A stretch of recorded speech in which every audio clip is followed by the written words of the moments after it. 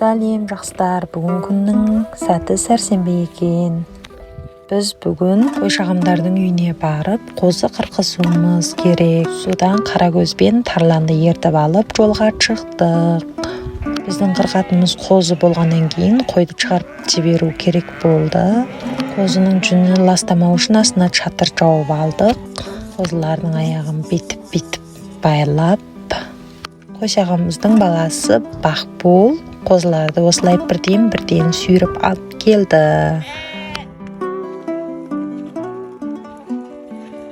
Өзі кішкене болғанмен, күші сондай үлкен екен. Бақбол бір қозыны әкеп осылай жығып, мамасына 4 аяғын байлатып тастады. Содан қозы қырқу басталды.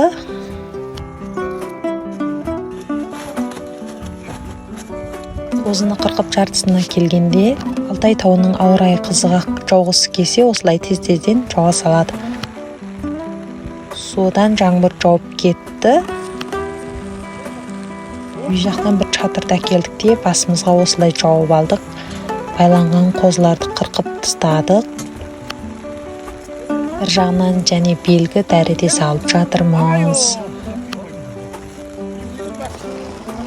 Осылай чатырдың ішіне кіріп алдық та, сыртта жауын жауып тұр, чатыр ішіне қозыны қырқа бастадық.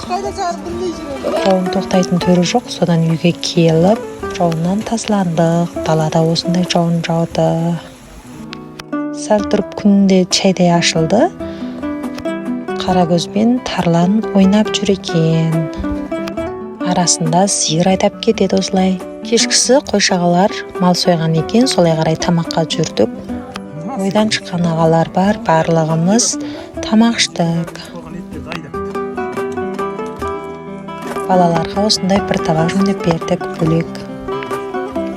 Осылай бір күніміз өте шықты.